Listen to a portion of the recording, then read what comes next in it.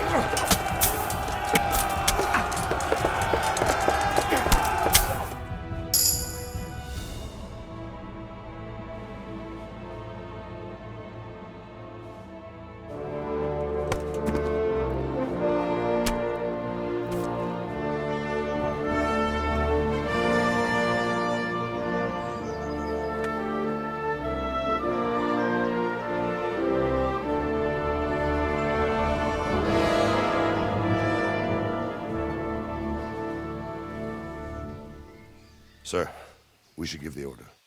Let's see if Istvan Toth can worm his way out of this one. Don't tempt fate, Hamish. Istvan! It's over!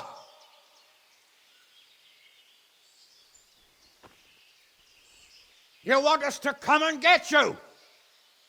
I wouldn't advise that. Your friend Divish wants to see his wife alive again. And Sir Radzig?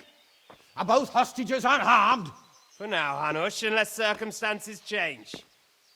Well, I'm glad to hear it. My guest is also safe and sound, but he's also quite keen to go home. I imagine you feel the same way. It's been a long time since you warmed yourself at your own hearth. I'm in no hurry. I've plenty of supplies here, grand view and excellent company. What more could I want? Your freedom! Freedom? Freedom to get an arrow in the back? Sir, we're all noblemen here, all bound by honor. I give you my word as a knight and lord, and that of my companions. If you release Lady Stephanie and Sir Radzig, you may leave the castle with your men and go on your way unharmed.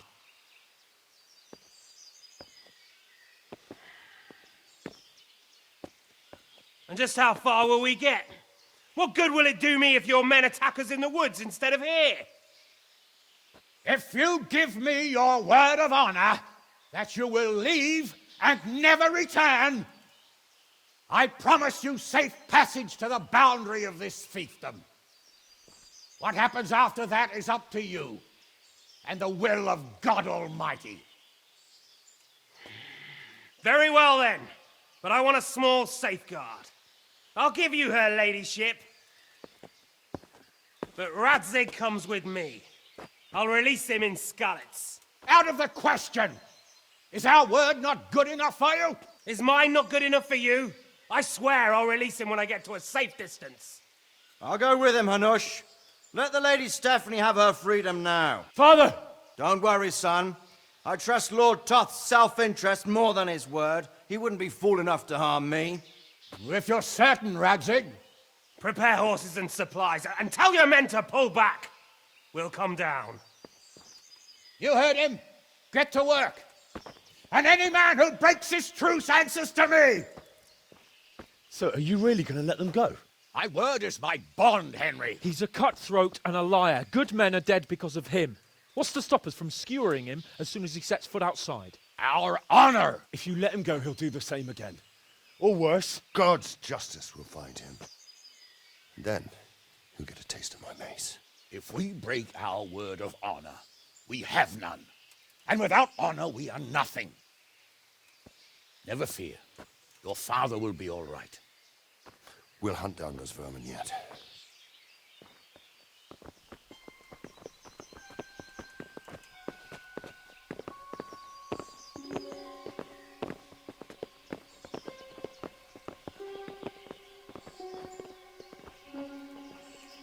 Bring the horses.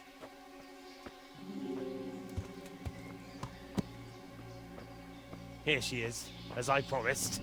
Not a hair on her head harmed. Divish! Stephanie. Forgive me, husband. I'm sorry For what? for letting them into the castle. Come now, my dear. You're not to blame. I didn't know who he was. He said he was your friend. Never mind. Did he hurt you? No.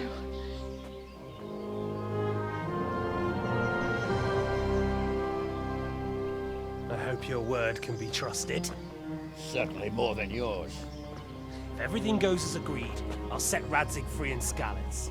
If anyone tries to follow us, I'll kill him. We won't. My apologies for keeping you from your father, but you'll see each other soon enough. Oh, I almost forgot. Your sword. I expect you'll want it back after all the trouble you went to. Actually, you know what? I think I'll keep it. As a memento.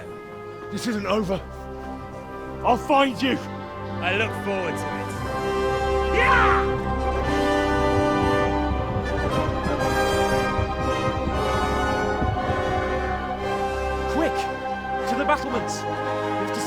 Go! Oh, they really are heading for Scallets. Mount up, Henry. You've heard what he'll do if we follow them. We're not going to follow them. We just have to collect your father. Or do you want him to walk back here when they release him?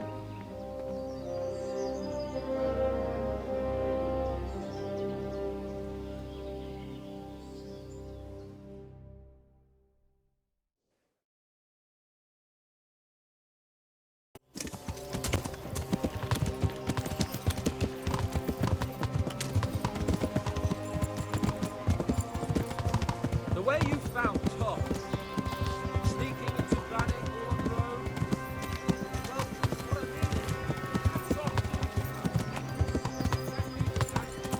minute. Truth is, I didn't think much about it. I just felt I had to do it.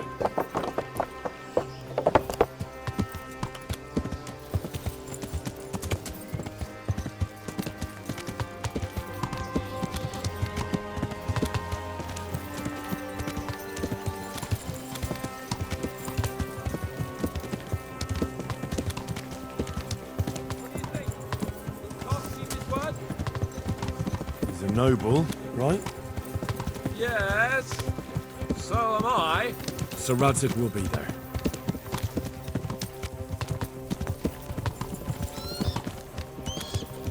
What will you do now? Not long ago, I only made plans 3 days ahead at most. Maybe I really could do something for Rattay and its people. Something really big. But there'll be plenty of time for that later.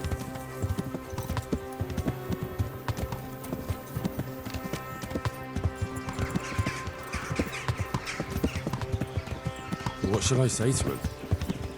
Don't worry, it'll come to you. You'll see. Well, I just hope he'll be there. Alive.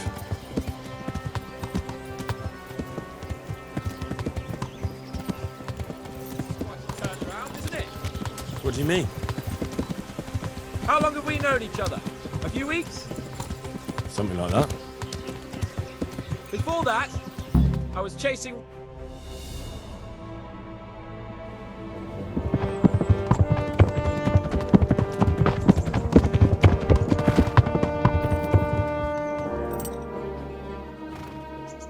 There's no sign of them. Move on.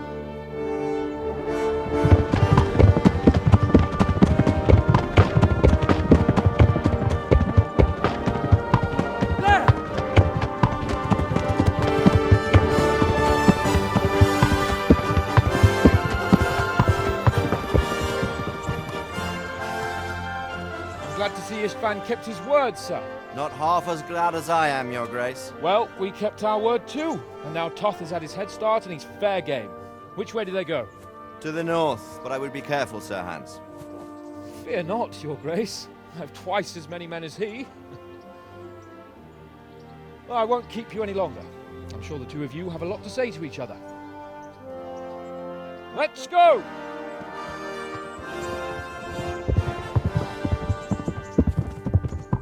You all right, Father? I am. They treated me quite decently. Although they did steal my horse, so I'll have to go back on foot.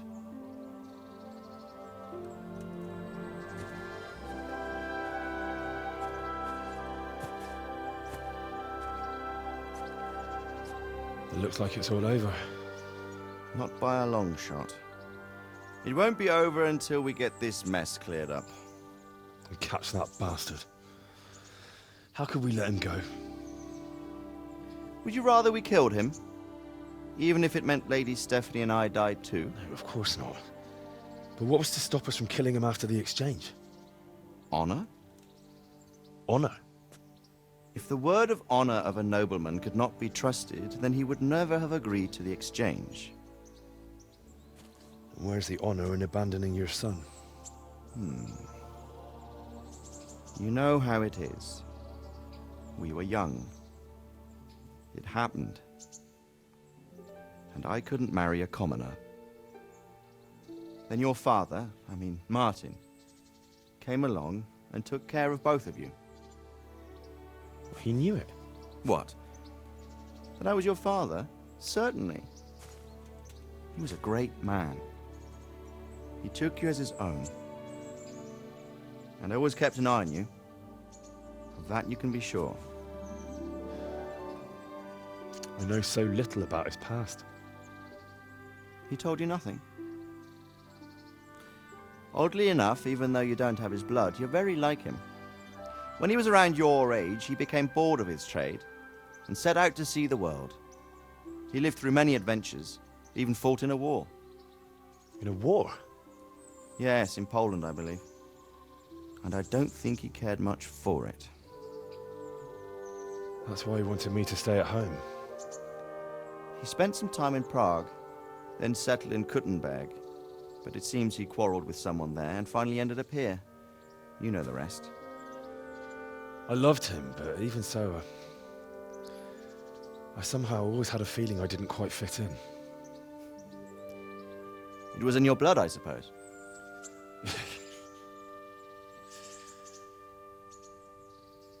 I lost the one thing I had left from him. Your sword. Ah, the sword. It's not my sword. It's yours. For a moment there, it was so near, yet so far. Oh, well, it can't be helped. It was almost within my grasp, but just then I had something else on my mind. Well, I think we may yet have a chance to get it back. This business with Toth is not yet over, unfortunately. That's a chance I'd welcome. Not just to get the sword, but that bastard Istvan too. And then I'll find that German whoreson who torched Skalitz, and I'll slay him with it. I'll never forget his face. Or his name. Mark Vart von Aulitz. Those are noble intentions, son. But don't forget there are other things in this world that are worth living for. Like what? Look around you. Blue skies overhead, green grass underfoot, beautiful girls. Good wine, a few good friends, and a fine steed under your backside. Those are things worth living for. Though I can't deny that swine who killed your mother must pay for what he did. But it's better not to dwell too much on that at the cost of those other things. On the subject of steeds, I think we'll have to ride like the Knights Templar. How's that? 2 up. One day I'll tell you how they got their seal. You can take the front.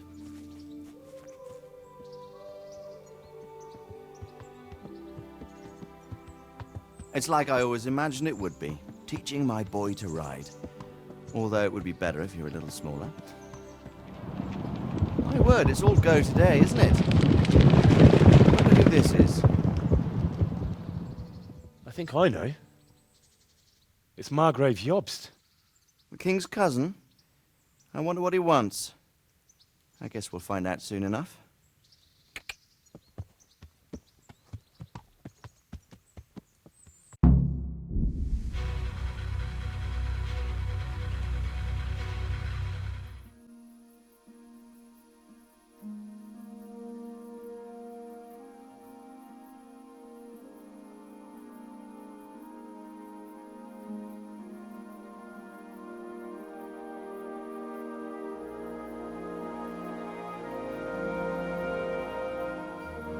Doing well, son. Father. Come now. You know who sired you.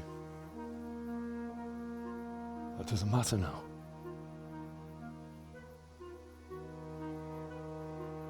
I miss you, Amar. I miss you very much. You'll be fine. We're proud of you. For what? I let you down. I lost the sword. I let that bastard get away. Don't be so hard on yourself. There was nothing you could have done to save us. And someone has to live and carry the torch. As for the sword, it's just a thing. You didn't want me fighting. Now look at me. Standing up to evil isn't the same as sowing its seeds. You did what was right.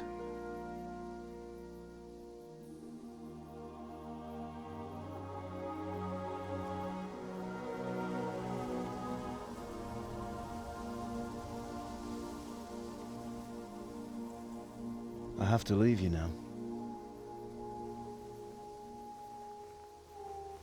Oh, please. You know I can't stay.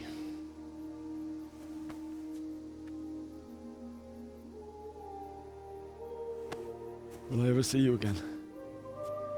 God knows.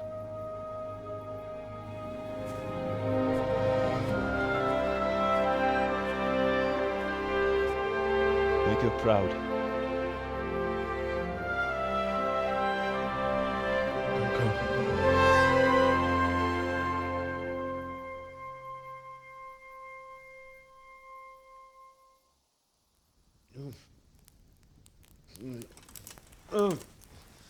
Don't go. Don't go. No. What on earth were you dreaming about? I couldn't wake you, and it's well past dawn. Sir Radzig wants you at the upper castle. The lords are in council with Jobst. Right. I'll go straight away.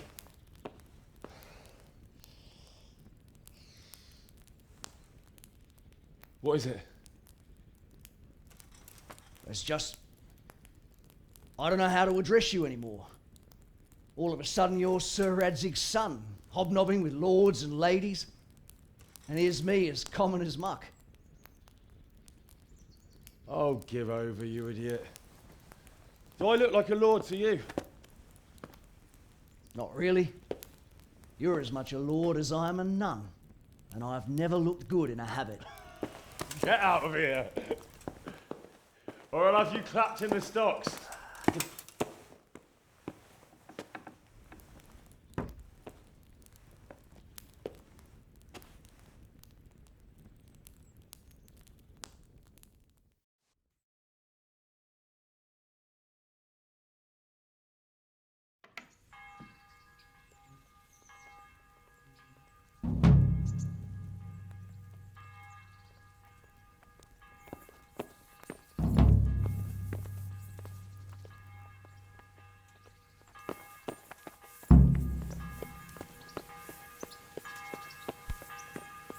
Hey.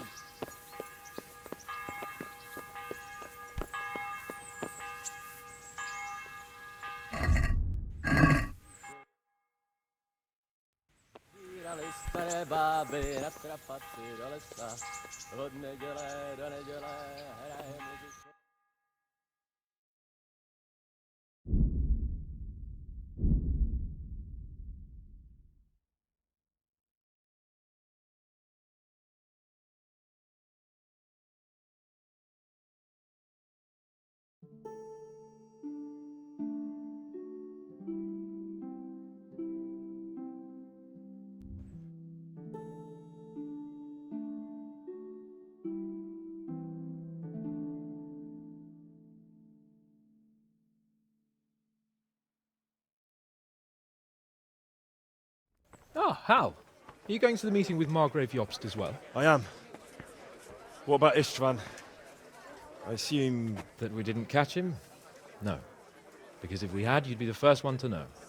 Have no fear. We'll get him eventually. I hope you're right. Anyway, let's go and see what Jobst wants from us.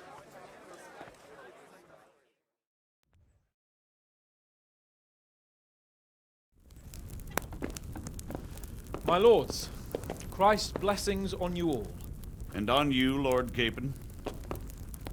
And this is my son, Henry. I didn't know you had a son, Sir Radzig. It came as a bit of a surprise to young Henry, too. This gentleman here is John II of Liechtenstein, a member of my council. I'm honored, gentlemen. Come join us. Margrave Jobst was just about to tell us the reason for his visit. Your Grace? I'm sure we're all agreed, Your Graces, that all this unrest must come to an end. This kingdom needs a king. The question is, which king? My cousin. Wenceslas IV, who is being held in captivity. I have to confess, my lord, that your answer surprises me a little. If I'm correctly informed, until recently you sided with your other cousin, Sigismund. That I cannot deny, and I have always stated my position plainly. But times have changed. How have they changed, Your Grace? Sir, there is one thing on which we undoubtedly concur, that King Wenceslas, unfortunately, did not inherit his father's gift for governing.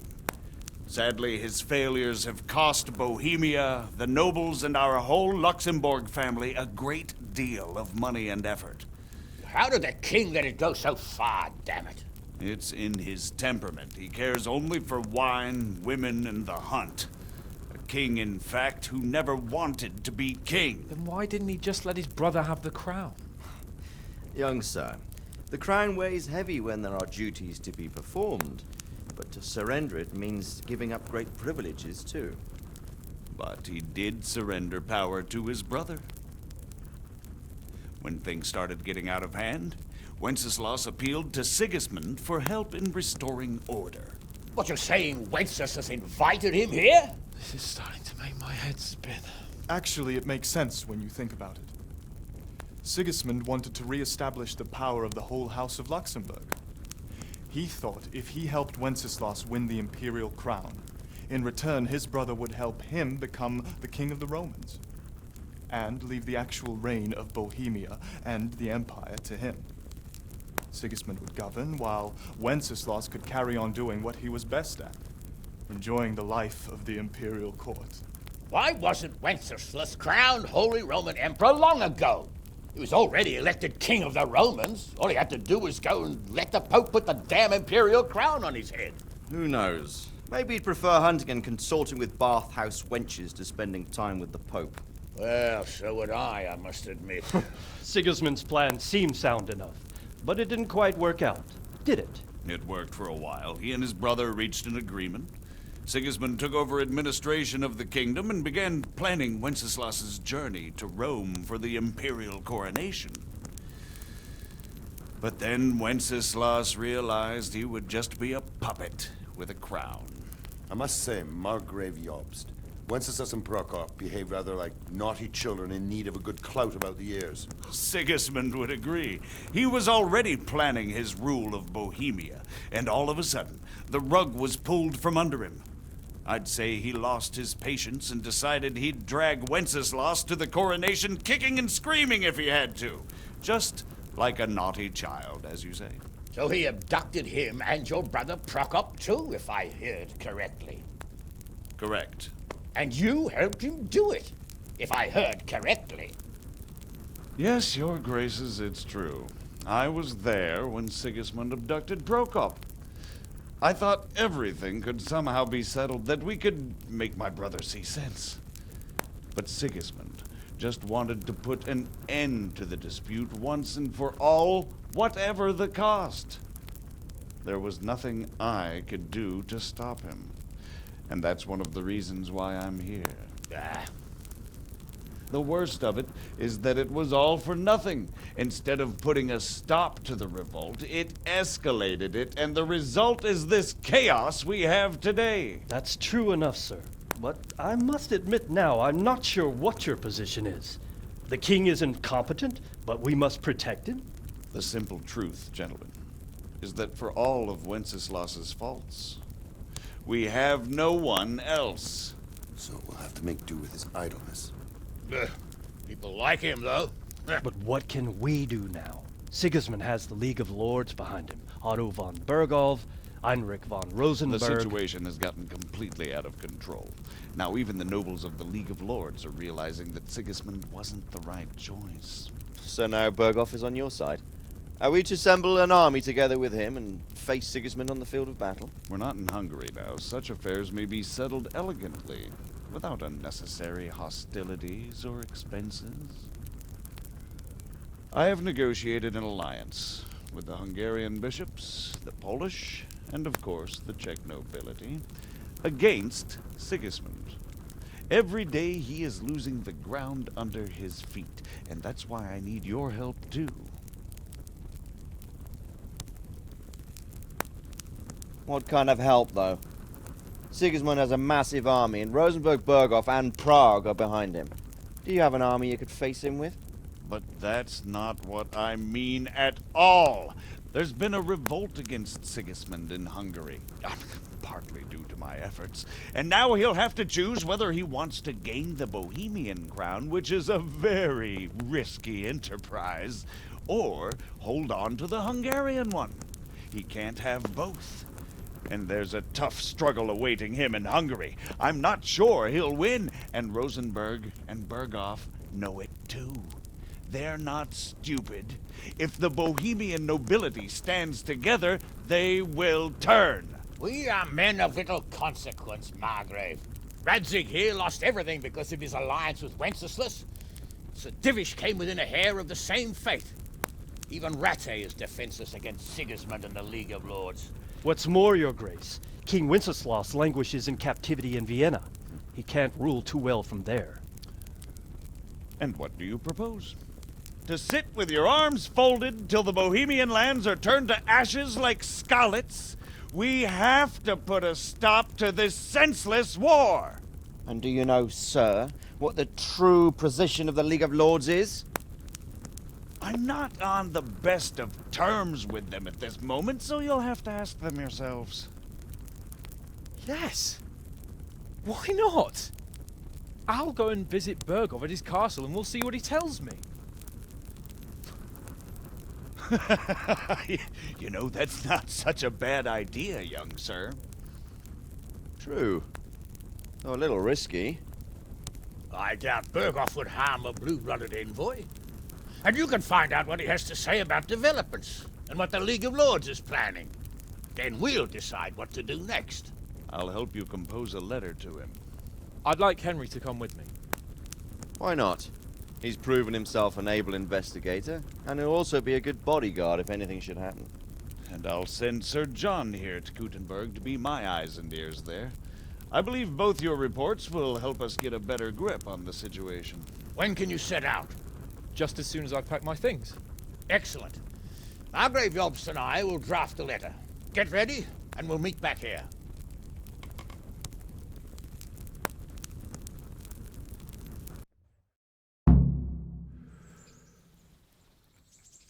I expect it would be best to write it in your name as Lord of Lipa. Quite so, Margaret. What exactly am I to write? Oh, what isn't really the issue? The question is how. So, it looks like you're off on a mission. Yes.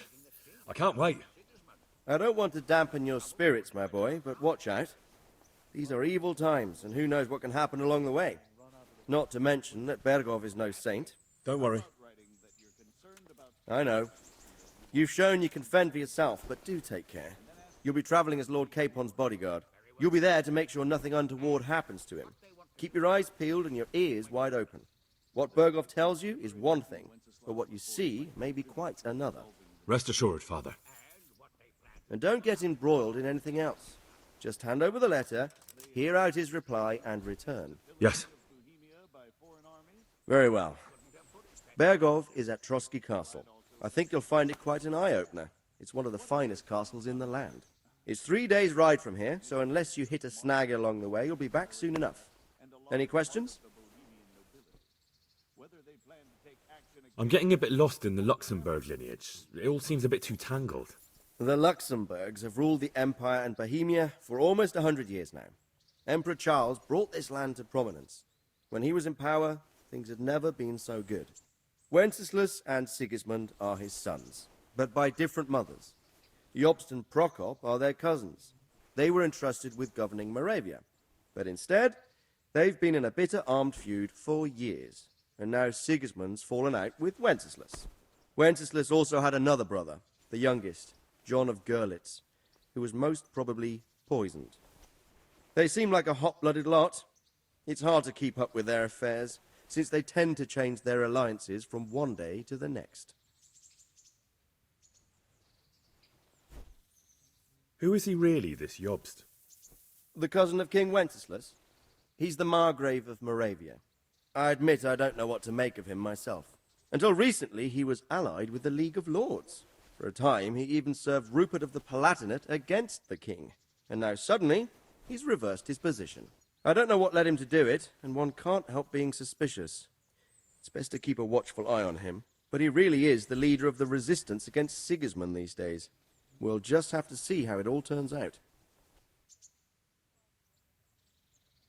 I'm a bit concerned so many people seem to think so little of King Wenceslas. You knew him, didn't you? What's he really like? Well, there's no straightforward answer to that question. He certainly makes a great hunting and drinking companion, but he can be very fiery and impetuous when things don't go how he'd like them. He never had much of a head for high office. He finds it tiresome. But once a man's grasped the scepter, it's hard to let it go again. You can't just abscond. You've seen for yourself what happens when he disappears for a few months. Better a bad but legitimate king than a bloody war over the throne.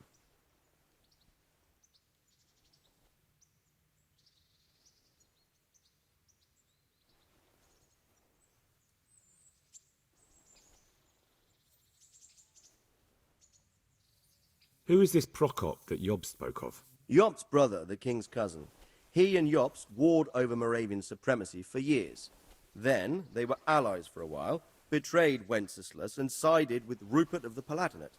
But after Sigismund abducted Wenceslas, Prokop fomented a revolt against him, and Sigismund had him captured. Politics. Make of it what you will. I, for one, can't make head or tail of it most of the time.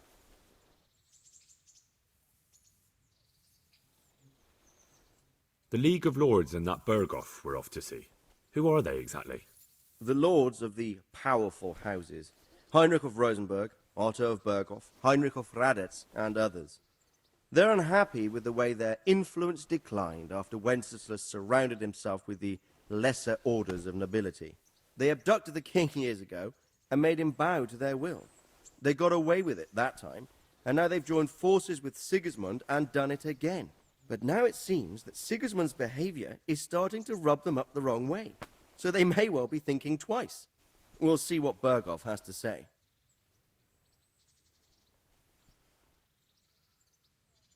I don't know all that much about Sigismund.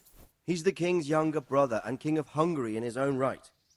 7 years ago, he led a crusade against the Turks and was defeated at Nicopolis. Some say it was due to the recklessness of the French knights, most of whom were mercilessly slaughtered.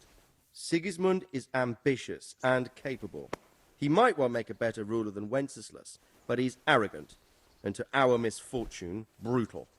Not long ago, he himself was held captive by the Hungarian nobility. They dislike him as much as some of the Czech and German noblemen do his brother Wenceslas. Ironically, Wenceslas joined forces with Jobst to liberate him, and now this is how Sigismund repays his brother. There's no doubt about it, God does move in mysterious ways.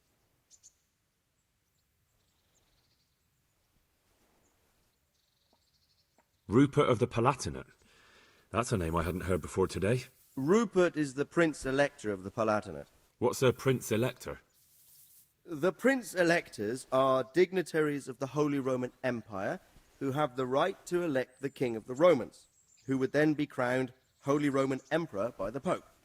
Rupert took the title for himself with the help of 3 other Prince Electors, even though Wenceslas had already been appointed.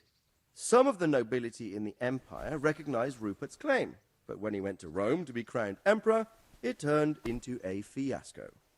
Now he's doing his utmost to get Wenceslas to acknowledge him, but so far without success. So, now we have 2 kings of the Romans. Jobst sided with Sigismund for a while, but now he's switched allegiance. He seems to do that quite a lot.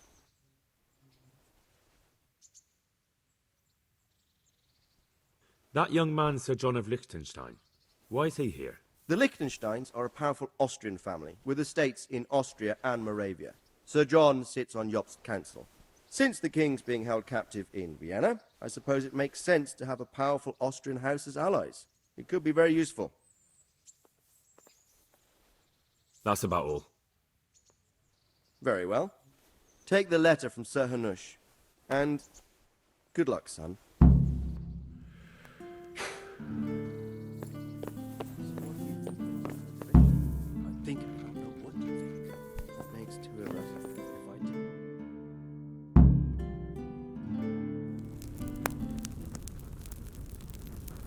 I believe we have written it well, gentlemen. Without a doubt. No one could deduce from this whether we are Sigismund's allies or foes. I must travel back to Brno now, but soon I will go to Brandenburg and I will stop here on the way back. By then, Sir Capon should be back and we can discuss how to proceed. Right. Before you leave, my lord, there is one thing that gives me no rest. Why did Sigismund come as a foe? It makes no sense. If I may, sir, I think I can explain. Oh, please enlighten us, young sir. I live not far from Hungary, where Sigismund reigns. It is a savage country, and the constant war with the Turks has hardened the people. They need a monarch with an iron hand. So when Sigismund felt the wind of revolt, he reacted as he would at home. Only what works on the Hungarian nobles does not work here in Bohemia. Bringing order is one thing, but slaughtering and pillaging with a horde of barbarians quite another. What purpose does that serve? But Sigismund did give the Bohemian nobles a chance to take his side. It was only when they refused his ultimatum that he lost patience and took to the sword. As for the barbarians, he could afford nothing better. The Hungarian nobility would gain nothing from joining his campaign in Bohemia. He didn't have enough coin for a regular army, and so he recruited the Cumans. What he does not pay them, they make up for in plunder. But in the end, he didn't have enough to even satisfy the Cumans. That's why he raided Gutenberg and Skalitz. He wanted the silver. That makes sense. My lords, how's the letter coming along? It's done. Then we can be on our way. Now remember what we said, boy. All you have to do is deliver the letter, listen to the answer, and come back here. Don't provoke Berghoff in any way. Provoke? Me? Never, Uncle. We'll be back in a few days. Farewell, your graces. Come, Henry, my men are waiting. I wish you Godspeed.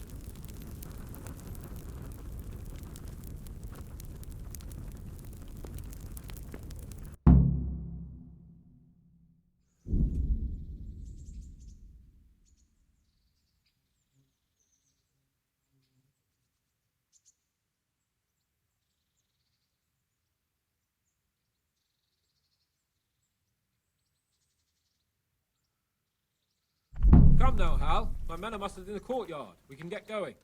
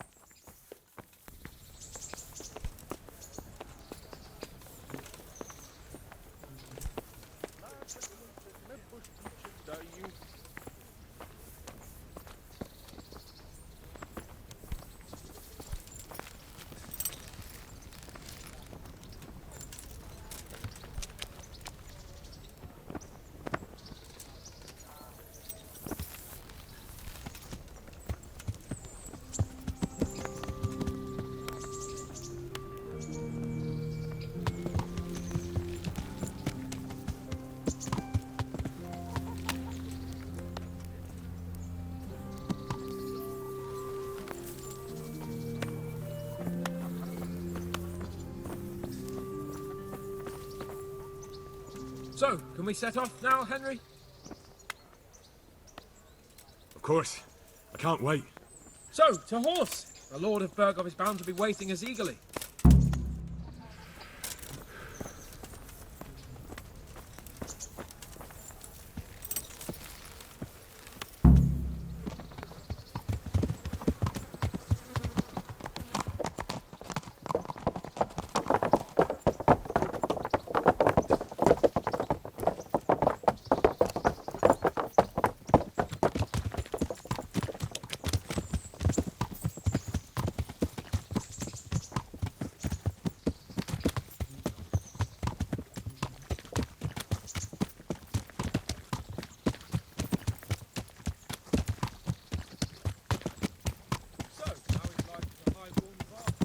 I'm getting used to it.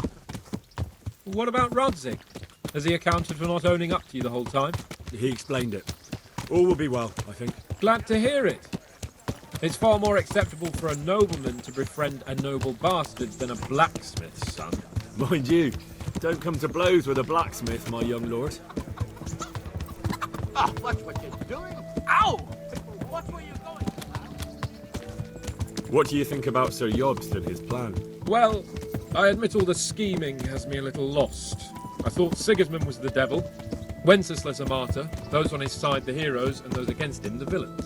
I believed we'd rescue the king and all would be well again, but now it looks a lot more complicated. Exactly. I didn't expect the noble lords to be as noble as the angels, but I hadn't expected such a sewer.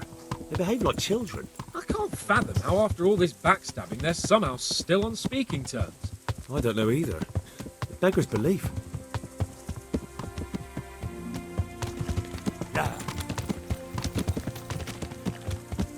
Did you know that King Wenceslas is such a... Feckless drunkard? Not really. And to be honest, I'm not sure I wanted to know. I slept better believing my fate was watched over by a wise and powerful monarch. So did I. What a dismal world when you can't keep trust in your own king. On the other hand, times were better with him here than with him gone. Isn't that the truth?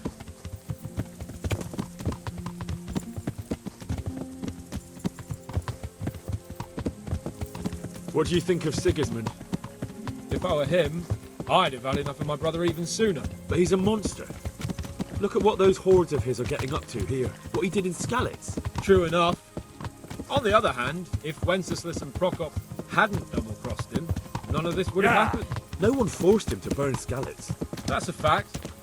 But he couldn't let them shit all over him either. Not that I'm defending him, mind. He's a weasel. No doubt about that.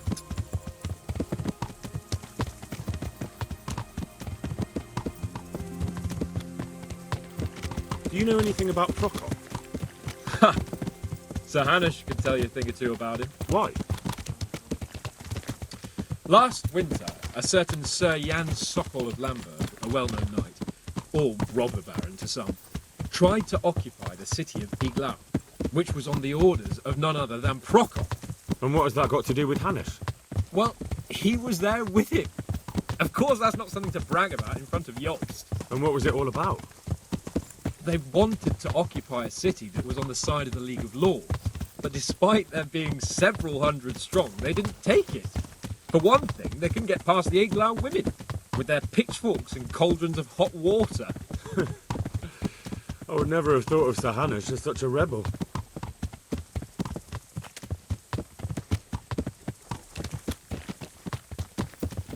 And have you heard anything about Rupert of the Palatinate? A little. He can't manage even to wrest power from a king who doesn't much care for ruling and isn't fighting back. That doesn't seem like a man who has what it takes to rule. And that's all I need to know.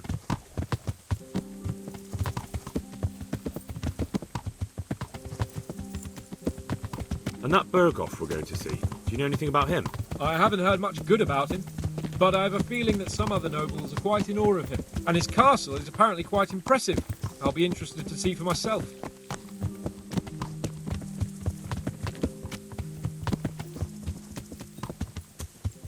And what about the League of Lords?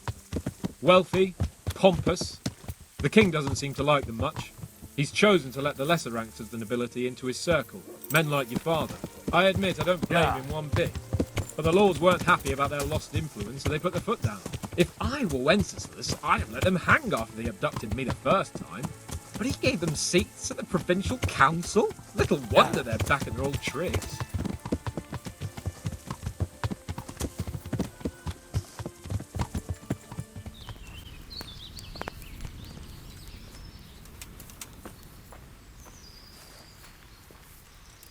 How about it, Henry? Can we go? Are you ready for this? Of course. At last I'll get to see more of the country and have a bit of an outing. Quite.